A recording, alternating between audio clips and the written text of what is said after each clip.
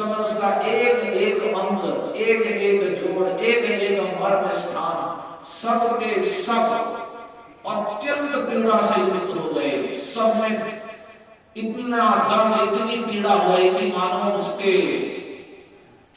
असहनीय, बिल्कुल भी ना सहन कर सके, कुछ भी ना सहन कर सके। तो अब वह क्या करने लगी, प्रभासिनी जोर जोर से उसने चिल्लाना शुरू कर दिया। क्या?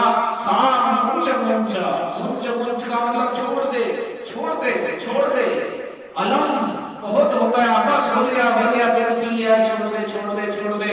और इस समय जोर जोर से चिल्लाते हुए उसके क्या चरणों भुजंग मुहुन, वो दोनों हाथ और दोनों पैर जोर जोर से वह पटकने लगी, उछलने लगी, धरती पर हाथ पटकने लगी।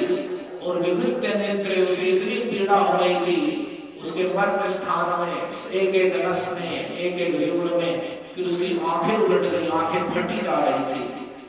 और प्रसन्न मात्रा, पूरे शरीर पसीने से लथपथ हो गया, इतना पसीना से उत्पन्न होगा। और क्षिपति दुर्बोध जोर जोर से रोने लगी। पहले तो कहने लगे छोड़ दे, छोड़ दे, छोड़ दे, बस बहुत हो गया। लेकिन अब तो भगवान ने पकड़ ली थी।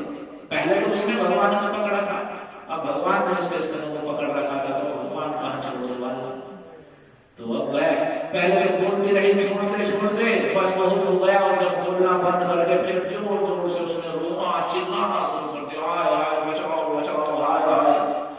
तो वह अब तो उसका जो वास्तविक स्वरूप था वह प्रकट कर गया। अर्थात अब उसकी जो शब्द निकल रही थी, आवाज निकल रही थी, वह स्त्री की नहीं और राक्षसी वाली ध्वनि निकल रही थी। और पूरे बल से वह जोर जोर से चिल्ला रही थी, बचा लो बचा लो। लेकिन शास्त्र कहते हैं कि मारे कृष्ण राखेंगे और राखे कृष्ण मारेंगे। कि यदि कृष्ण किसी को मारना चाहे तो फिर कौन उसे बचा सकता है? मारे कृष्ण राखेंगे, कौन उसकी रक्षा कर सकता है यदि कृष्ण ही किसी को मारना चाहते हैं? और मारे राखे कृष्ण मारेंगे, और कृष्ण जिसकी रक्षा करना चाह रहे हैं तो उसे कौन मार सकता है? तो या पूतना उन बच्चों को मारना चाहती है, लेकिन रक्षक तो कृष्ण है, तो कौन नहीं मार सकता है? तो उन्होंने सीधा उसे अपने पास बुला लिया। और अब भगवान पूतना को मारने लगे हैं, तो अपने हाथ पैर पटक रही है, चिल्ला रही है, बचाओ बचाओ, हाय हाय, छोड़ दे, छोड़ दे, बहुत हो गया। लेकिन अब उसे कोई बचाने वाला नहीं है।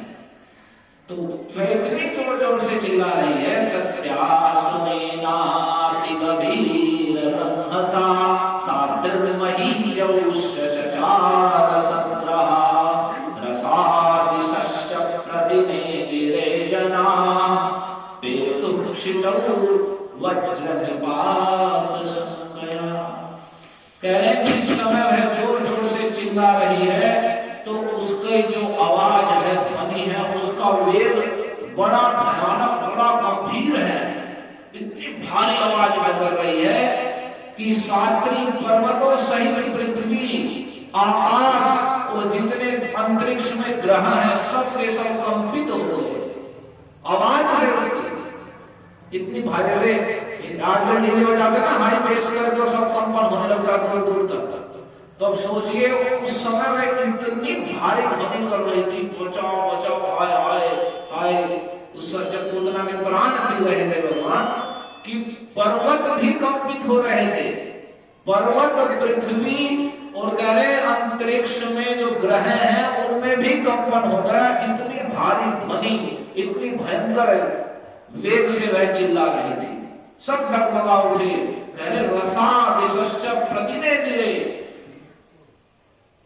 रसातल तक यानी नीचे के लोग और सारी दिशाएं गूंज उठी। सारी दिशाएं, जब हम बोलते समय ऐसे किसी कमरे में बोलते गूंज जाती, आवाज टकराने लगती है, वैसे वह इतना भारी स्वर कर रही थी, इतनी जोर से चिल्ला रही थी कि सारे नीचे तक के लोगों तक और सारी दिशाओं में उसकी ही ध्वनि गूंज रही थी। तो उस समय कह रहे हैं जना पेतुक्षितौ, तो जितने भी लोग थे जो वहां आस पास थे, सब के सब पृथ्वी पर गिर पड़े, सब के सब पृथ्वी पर गिर पड़े।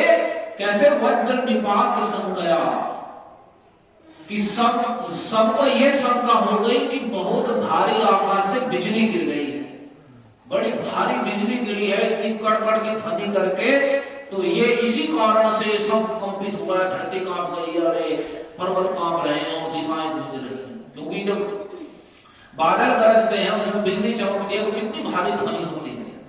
तो अब वैसे ही लोगों ने समझा कि ये बहुत बड़ी कहीं बिजली गिर गई है पृथ्वी पर, आकाश से वज्रपात हो गया है, इसी कारण से कितने लोग पृथ्वी पर गिर पड़े उस भारी ध्वनि के साथ, इतने भारी स्वर में वह कितना चिल्ला रहे थे।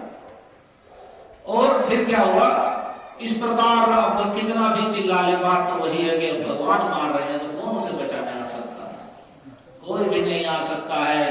निशाचरितम व्यथितस्तनाम्यसु, आप समझे इतने बड़े बड़े असुर हैं जिनसे देवता भी भयभीत रहते थे, और अभी भगवान बाल कृष्ण है, छोटे से कृष्ण है, लेकिन वे भगवान हैं।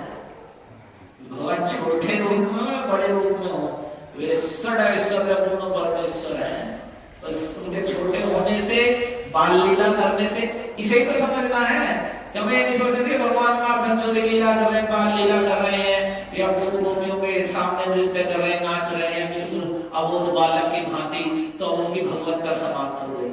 नहीं, वे तो अपने प्रेमी भक्तों के अधीन होकर उनके आनंद के लिए ऐसी क्रीड़ा करते हैं। ऐसा करने से उनका ऐश्वर्य जो परमेश्वरता है वो समाप्त नहीं होती। तो कम बुद्धि वाले लोग भगवान की उन लीलाओं को सोचकर ये समझते हैं कि अरे कैसे भगवान हो सकते हैं। लेकिन हमें ये समझना है कि भगवान का अर्थ ये नहीं है कि बस सबको मार दें और भगवान बस परमेश्वर है, उन्हें शासन ही चलाना आता है। वे भगवान परम प्रेममय स्वरूप है, जो दुष्ट है उनके लिए वे दंड का विधान करते हैं। वास्तव में तो वे परम प्रेमी है, सबके सभी जीवों से उनका पूरा प्रेम है, अत्यधिक स्नेह है। तो जो उन्हें प्रेम से भजता है तो वे प्रेम का व्यवहार करते हैं उसके प्रति, ये शासन का तो दुष्टों के प्रति करते हैं।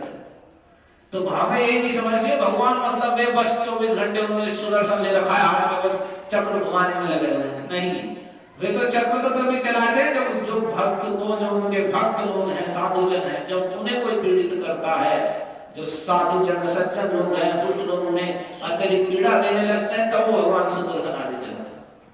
तो आप भगवान देखिए बाल रूप में वहां यशोदा, रोहिणी आदि और सबके प्रकट गोपियों को आनंदित कर रहे हैं। लेकिन अब जो पूतना आ गई है तो उसके लिए उन्होंने अपने छोटे से बाल रूप में विशाल रूप धारण करने की आवश्यकता नहीं है उन्हें, छोटे से रूप में सारे बल के आश्रय है, उस छोटे से रूप से ही दूध पीते पीते उन्हें पूतना के प्राण ही पीने लगे। और इतनी बड़ी राक्षसी चारों ओर अपने हाथ पैर पटक रही है, जिसकी ध्वनि से दिशाएं गूंज गई, धरती कांप गई, पर्वत कांप गए, लोग पृथ्वी पर गिर पड़े कि कहीं से वज्रपात हो गया, आकाश से बिजली गिर गई, ऐसा समझ। तो जब पृथ्वी पर गिर पड़े तो आगे कह रहे हैं परीक्षित निशाचरितम व्यथितस्तना व्यसुर व्याडाय केशांश चरणौ भुजावपि प्रसार्य कोष्ठे निज रूपमास्थिता वज्राहतो वृत्र इवापतन रूप। अब पूतना जब ये पीड़ा हो रही तो पूतना का वास्तविक रूप प्रकट हो गया, जो उसका राक्षसी विशाल रूप था राक्षसी का वह प्रकट हो गया, जो माया का कपट था सब दूर हो गया। और उस कपट से अब पूतना के स्तन में इतनी पीड़ा हो रही थी कि वह उसे छिपा न सके, जो उसने बाहर से रूप बनाया था, उसका राक्षसी रूप प्रकट हो गया। अब कह रहे व्यसुर उसके प्राण पीते पीते भगवान ने उसके सारे प्राण पी लिए। दूध क्या पान किया, प्राण ही पी गए भगवान। तो व्याधाय केशांश शरणौ भुजावपि, उस समय उसके शरीर के प्राण निकल गए और उसका मुंह फट गया। व्याधाय मतलब मुंह खुल गया, मुंह फट गया। केशान जो केस है, बाल है, सारे इधर उधर बिखर गए। हाथ पैर दोनों हाथ दोनों पैर फैल गए और वह हाथ पैर फैला करके बिखरे हुए बाल फटे हुए मुंह सहित वह गोष्ठ में आकर के, व्रज के क्षेत्र में आकर के गिर पड़ी। तो कैसे गिरी वह, तो कह रहे हैं जैसे पूर्व काल में, तुलना कैसे करें, उसका इतना विशाल शरीर था पूतना का, इतना भयानक, इतना ऊंचा, इतना चौड़ा लंबा कि वह ऐसे जान पड़ा कि जैसे पूर्व काल में वृत्रासुर नाम का एक असुर हुआ था, और जब इंद्र ने उसके लिए ही वज्र का निर्माण हुआ था, तो इंद्र को वज्र से इतना ही निकल गए थे। तो इतना भयानक कि मानो पूरे संसार को निकल लेगा। तो ऐसे जैसे पर बाद में वज्र के चोट लगने पर वज्र के प्रभाव से जैसे वह वृत्रासुर गिर पड़ा था भूमि पर आकाश से, वैसे ही ये पूतना अपने हाथ पांव फैलाकर मुंह फटा हुआ शरीर से प्राण निकल गए, और वह इवा वज्राहतो वृत्र इवा पतन, वह बाहर गोष्ठ में आकर गिर पड़ी, यानी ब्रज के बाहरी क्षेत्र में जाकर के गिर पड़ी। तो गिरी तो वह कितनी लंबी थी, जहां गिरी होगी वहां भी उसने तहस नहस कर दिया होगा सब। तो कह रहे पतमानो भी तद्देहगम देह त्रिगम्युत्यंतर द्रुमान चूर्णयामास राजेंद्र महदासी तदद्भुतम। वो तो अद्भुत बात थी ही कि वह इतनी जोर से चिल्ला रही थी, पृथ्वी भी कांप गई।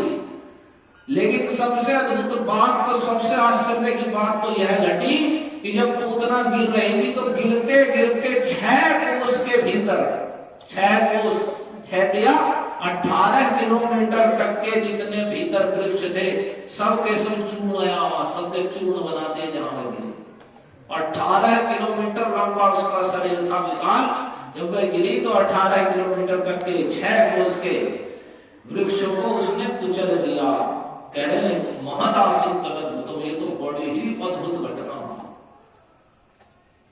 तो इतनी बड़ी राक्षसी जिसका इतना 18 किलोमीटर 6 कोस लंबा शरीर है, और वह ऊपर से गिर पड़ी धड़ाम से, तो उसके नीचे जो भी आया मूल मुख्य रूप से वृक्ष थे वहां, क्योंकि वन था, तो वे सारे वृक्ष कुचल दिए गए उसके शरीर के गिरने से। और आप देखिए, और भगवान उतने के उतने ही बाल कृष्ण है, जो छोटे रूप में पूतना आई थी जिसने उन्हें गोद में उठाया था, उसी रूप से भगवान ने केवल स्तनपान करते करते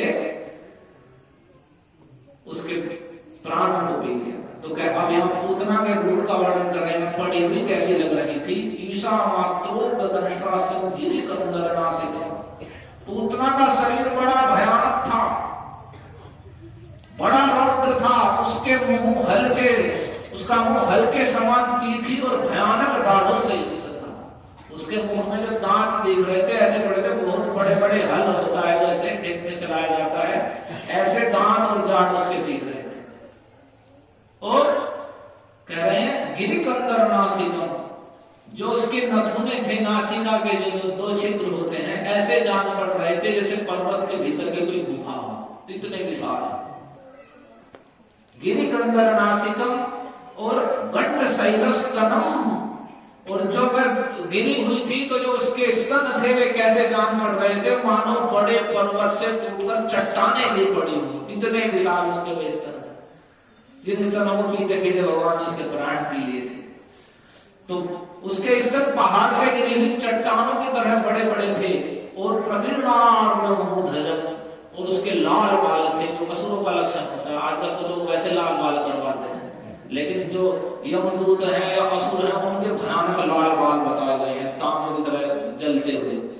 तो वैसे ही लाल लाल बाल उसके चारों ओर बिखरे पड़े थे जब वह उसका शरीर बड़ा हुआ था।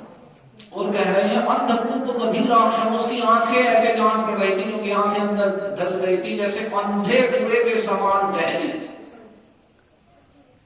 और पुरीनारोह भीषणम, और उसके जो नितंब भाग है, पीछे का भाग है, वह नदी के करार की तरह भयंकर था। और मध्य सेतु भुजोर्वंग्री, और उसकी भुजाएं, जांघें और पैर नदी के पुल के समान जान पड़ रहे थे, इतने विशाल विशाल थे उसकी भुजाएं, जंघाएं और पैर, जैसे माना बहुत बड़ा पुल बंधा हुआ है नदी पर। और पेट, और वह गिरी तो पेट भीतर धस गया था, तो कह रहे शून्य दो या हृदय, ऐसा जान पड़ रहा था मानो बहुत बड़ा सरोवर जिसमें जल नहीं है, सूखा पड़ा, ऐसा पूतना का विशाल शरीर गिर पड़ा। और इतनी बड़ी पूतना को भगवान ने, इस छोटे से कृष्ण ने ऐसे दूध पीते पीते खेल खेल में उसे मार दिया। तो उसका भयानक रूप देखा, जब इतना भयानक रूप देखा तो उसमें तो आप समझ ही सकते हैं कि बाल कृष्ण कितने से हैं, तो कितने दिख भी नहीं पड़ रहे हैं, इतना भयानक रूप, उतना कितनी दूर तक पड़ी हुई दिख रही होगी। अब यहाँ से लगाइए 18 किलोमीटर कितना बैठेगा, और वहां तक कोई शरीर पड़ा हुआ है तो उसे देखकर लोग क्या सोचेंगे। तो जब ब्रज के गोपों ने उसे देखा, संतत सुष्म तत्वीक्ष गोपा गोप्य कलेवरम पूर्वम तो तन्निस्वनित भिन्न वृत्त कर्णमस्तका, उनके जो सिर थे, उनके कान था, जो हृदय थे, जितने ब्रजवासी गोप गोपियां थे, उसकी ध्वनि सुन करके वह जब चिल्ला रही थी, पहले उनके सिर और हृदय फटे जा रहे थे। पहले उन्होंने इतना कष्ट झेल लिया था, उसकी भयंकर चिल्लाहट सुनकर उनके हृदय कान सिर तो पहले से ही फट से रहे थे।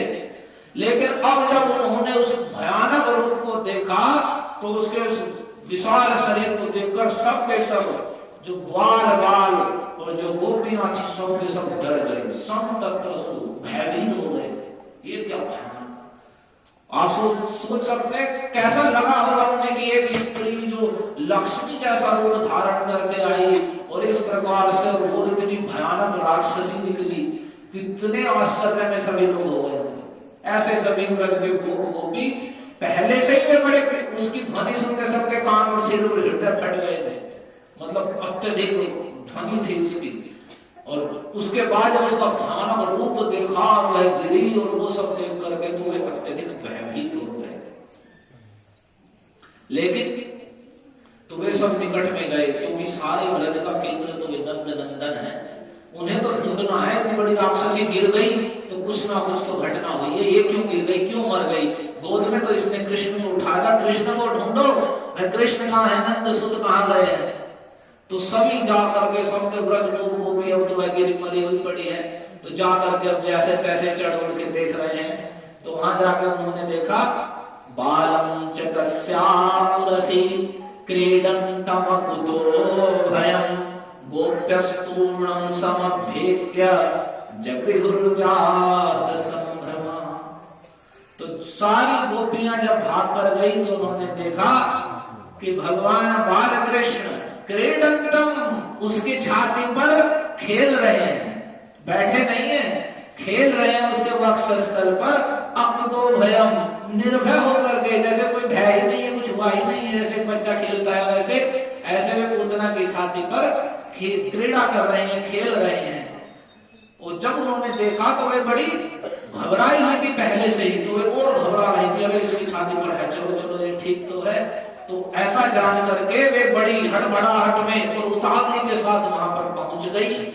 जैसे तैसे चढ़ के सीढ़ी वीढ़ी लगा के ऊपर चढ़े होंगे, क्योंकि ऐसा शरीर तो था नहीं, तो सीढ़ी वीढ़ी लगा के वे सब ऊपर चढ़े और वहां जाकर के उन्होंने देखा कि ये तो निर्भय होकर के उसकी छाती पर खेल रहे हैं छोटे बच्चे की भांति, और जाकर के बाल कृष्ण को उठा लिया, अपनी गोद में उठा लिया।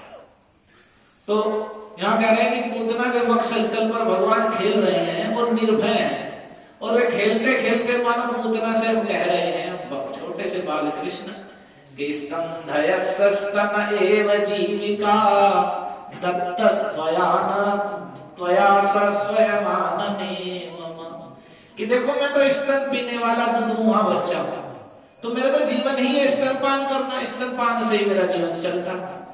तब अब मैं तो दूधमुहा बच्चा हूं, स्तन पीना ही मेरा कार्य है, और दत्तस्त्वया स्वयमानने मम, और तुमने स्वयं ही वही स्तन अपने मेरे मुख में स्वयं ही दिया। मैंने तो कहा नहीं था तुम स्तनपान कराओ, तुम स्वयं आए और तुमने स्वयं मेरे मुंह में स्तन दे दिया। और मया चपी तो, और मैंने भी जब तुमने स्तनपान कराना चाहा तो मैं तो स्तन पीता ही हूं, तो मैंने भी स्तनपान किया तुम्हारा। लेकिन मृयते यदि त्वया, और अब तुम स्तन पीते पीते ही मर गई, तो किम ममागह, तो इसमें मेरा क्या अपराध है। मैंने तो कोई अस्त्र शस्त्र का तो प्रयोग किया नहीं कि भगवान ने अस्त्र शस्त्र प्रयोग कर दिया, उसमें कुछ असुदर्शन चला दिया, कुछ भी तो नहीं किया, वो तो बस स्तनपान कर रहे थे। स्तन पीते पीते ही तुम मर गई, तो उसमें मेरा क्या दोष है, मेरा क्या अपराध है। स्वमेव कथ्यताम, तुम मानो खेलते खेलते उसे कह रहे हैं अब तुम ही बताओ, इसमें मैंने तो कुछ नहीं किया है, तो मुझे दोष देने की आवश्यकता नहीं है। मैं तो दूधमुहा बच्चा हूं, स्तन पीना ही मेरा कार्य है, उसमें तुमने स्वयं ही मुझे स्तनपान कराना चाहा, तो तुम चाह रहे थे, मैं भी स्तन पीने लगा, स्तन पीते पीते तुम मर गई हो, तो इसमें मेरा क्या दोष, मैं तो कोई अपराध किया नहीं है। तो इस प्रकार से मानो खेलते खेलते भगवान ऐसा कह रहे हैं। तो सभी गोपियां जा करके पूरी घबराई हुई, तो सब पहले से घबरा रहे थे, तो गए और बड़ी उतावली के साथ उन्होंने जा करके बाल कृष्ण को जो निर्भय होकर उसके छाते पर खेल रहे थे उन्हें उतारा। तो उतारने के बाद जो कार्य कर रही है वो बड़े महत्वपूर्ण है। कह रहे हैं यशोदा रोहिणी भ्यामता समूह बालस्य सर्वतः रक्षाम विदधिरे रसमत वो पुच्छ भ्रमणादि भी। अब सारी गोपियां वहां इकट्ठी हुई और यशोदा माता और रोहिणी के साथ में सारी गोपियां वहां पर इकट्ठी हो गई और सबकी सब चारों ओर से घेर करके एक साथ उस बालक की रक्षा का विधान करने लगी। अब होने के बाद भय बढ़ता है ना, पहले कोई घटना हो जाती तब भय बढ़ता है, तो उस बालक की रक्षा का भी विधान करने लगी। और रक्षा कैसे कर रही है उस बच्चे की? कौन है वो बच्चा? आप सब जान रहे हैं। तो कह रहे हैं गोपुच्छ भ्रमणादि भी, वे गाय की पूंछ धुमाने आदि उपायों से बालक श्री कृष्ण की अंगों की सब प्रकार से रक्षा कर रही हैं। कि वे सब गोपियां रोहिणी माता और यशोदा जी को बीच में लेकर के आई और कृष्ण की रक्षा के लिए अब उपचार कर रही हैं। कि पूतना के शरीर पर रहा है, पता नहीं कुछ कर तो नहीं दिया, राक्षसी थी, कुछ टूना टूटका है, कुछ प्रभाव इसके ऊपर तो नहीं आ गया, तो रक्षा कर रही है। कैसे कर रही है? गोपुच्छ भ्रमण, गाय की पूंछ उनके सिर पर मार करके, सिर पर घुमा करके उनकी रक्षा कर रही है। कैसे कर रही है? ध्यान से सुनिए। गोमूत्रेण स्नापयित्वा पुनर्गोरजसाभगपकम् गोरजसाभगम रक्षां चक्रुश्च सकृता द्वादशांगेषु नाम। हरे कृष्णा कृष्णा कृष्णा हरे हरे, हरे राम राम राम। पहले सभी गोपियों ने मिलकर के भगवान बाल कृष्ण को गोमूत्र से स्नान कराया।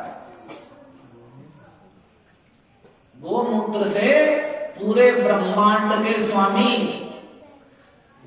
सारे देवता जिनके सामने खड़े होकर जब क्षीर समुद्र पर प्रार्थना करने के लिए गए, तो देवताओं को दर्शन नहीं हुए भगवान के। और समाधि में ब्रह्मा ने आवाज सुनी कि वसुदेव जी के घर भगवान ने कहा है कि मैं अवतार ग्रहण करूंगा, और सारे देवताओं से कह दो वंश में जन्म ले। वे भगवान पूरे ब्रह्मांड के स्वामी को सभी गोपियां मिलकर के गोमूत्र में स्नान कर रहे हैं। तो पहले और आज के डेट में सोचते हैं गोमूत्र तो बड़ी गर्हित चीज है। जो पूरे ब्रह्मांड के स्वामी भगवान गोमूत्र पे स्नान कर रहे हैं, आप समझ सकते हैं गोमूत्र का कितना महत्व है। हमारी स्थिति ऐसी हो गई कि हमारे पास बहुमूल्य मणि रखी हुई है और उसका मूल्य हमें पता नहीं है, और बाहर हम कांच खोजते हुए घूम रहे हैं। बाजार से कुछ भी बोतल में पैक होकर आ जाएगा, उसे पी भी लेंगे, शरीर पर भी लगा लेंगे, वो पता नहीं क्या है, कुछ भी पवित्र अपवित्र किस चीज से बना कुछ नहीं पता। और यदि किसी को कह दो कि गोमूत्र में किसी को खुजली हो रही है, किसी को कहा भी था मैंने यहाँ कि खुजली हो रही है तो गोमूत्र में स्नान कर लो उस दिन, तो उसे लगा गोमूत्र में स्नान करेंगे, क्या बात है। तो यहाँ पूरे संसार के स्वामी भगवान को सभी गोपियां मिलकर गोमूत्र से स्नान करा रही हैं। और वास्तव में हमें कुछ कुछ दिनों में प्रत्येक व्यक्ति जिसके यहाँ देसी भारतीय गाय है, ये विदेशी गायों के लिए नहीं है, क्योंकि उनमें वे सब गुण लक्षण नहीं होते। जो भारतीय नस्ल की गाय हैं उनमें होते हैं। तो गोमूत्र आदि से स्नान आदि करते रहना चाहिए, उसके बाद शुद्ध जल से स्नान करना। तो गोमूत्र से भगवान को स्नान कराया, फिर पुनर्गोरजसाभगम, फिर स्नान करने के बाद क्या लगाएगा? पाउडर। तो जो गोरज है, गायों जहां जहां बंधी रहती है वहां की जो धूली है, उस गोरज को पूरे शरीर में भगवान के लगाया गया। गोरज से भगवान बाल कृष्ण को शरीर उनके शरीर पर लगाया गया और लगा करके वो पाउडर की तरह उसे लगाया गया, जिससे इनके अंगों की रक्षा हो। क्यों? क्योंकि गाय में सभी देवता निवास करते हैं, उसका मल यानी गोबर मूत्र दूध सब कुछ परिशुद्ध है और हमारा परम कल्याण करने वाला है। वहां किसी भी प्रकार का दोष नहीं रह सकता। तो पहले तो गोमूत्र से स्नान कराया, फिर गोरज को पाउडर की भांति भगवान के शरीर पर लगाया, और फिर रक्षाम चक्रुश्च सकृता, फिर गोबर के द्वारा रक्षा का विधान किया। कैसे? द्वादशांगेषु नाम भी, 12 अंगों में जो 12 अंग है, मस्तक, उदर, वक्षस्थल, कंठ, दाई कुक्षी, बाएं कुक्षी, भुजा, स्कंद, बाएं भुजा, स्कंद, और पीछे पीठ और कमर, जहां 12 जगह तिलक लगते हैं। तो वहां भगवान के लिए तिलक लगा रही है। किस चीज से तिलक लगा रही है? तो सकृता, गोबर के द्वारा, गोबर के द्वारा भगवान के 12 अंगों में तिलक लगाया जा रहा है। और कैसे लगाया जा रहा है? नाम भी भगवान के केशव आदि नामों के द्वारा। जैसे हम तिलक लगाते समय कहते हैं केशवाय नमः, नारायणाय नमः, माधवाय नमः, गोविंदाय नमः, विष्णवे नमः, मधुसूदनाय नमः, त्रिविक्रमाय नमः। 12 अंगों में वामनाय नमः, श्रीधराय नमः, ऋषिकेशाय नमः, पद्मनाभाय नमः, दामोदराय नमः। तो ऐसे 12 अंगों में तिलक धारण करना चाहिए प्रत्येक व्यक्ति को। तो वे क्यों? क्योंकि उस भगवान के नामों के द्वारा गोबर से भगवान के 12 अंगों में सारी गोपियां तिलक लगा रही हैं। उनके मस्तक पर गोबर से तिलक लगा रहे हैं। ये तिलक इसे कहते हैं ऊर्ध्वपुंड्र, इसे श्री भगवान धारण करते हैं। ऊर्ध्वपुंड्र तिलक है और इसका इतनी महिमा है अद्भुत कि जिसने ऊर्ध्वपुंड्र धारण कर रखा है कहीं भी क्यों ना देह त्यागे, हम लोग उसे स्पर्श नहीं कर सकते। और वह कितने भी निम्न कुल में क्यों ना जन्मा हुआ हो, ऊर्ध्वपुंड्रम सुषुम्नं ललाटे यस्य दृश्यते चांडालोपि शुद्धात्मा पूज्यते न संशय। जो अपने आप को कृष्ण दास जान करके मस्तक पर ऊर्ध्वपुंड धारण करता है तो कह रहे हैं चांडाल भी क्यों ना है तो वह पूजनीय है और आदरणीय है और पवित्र है, इसमें कोई संशय नहीं। श्रीमद् मध्वाचार्य तो वही क्यों अब भगवान को गोमूत्र से स्नान कराया जा रहा है, गोबर को गोरज को पाउडर की तरह शरीर पर लगाया जा रहा है। और गोबर के द्वारा भगवान के नामों के द्वारा भगवान की रक्षा विधान की जा रही है कि भगवान की रक्षा कैसे होगी? तो भगवान के नामों के द्वारा है।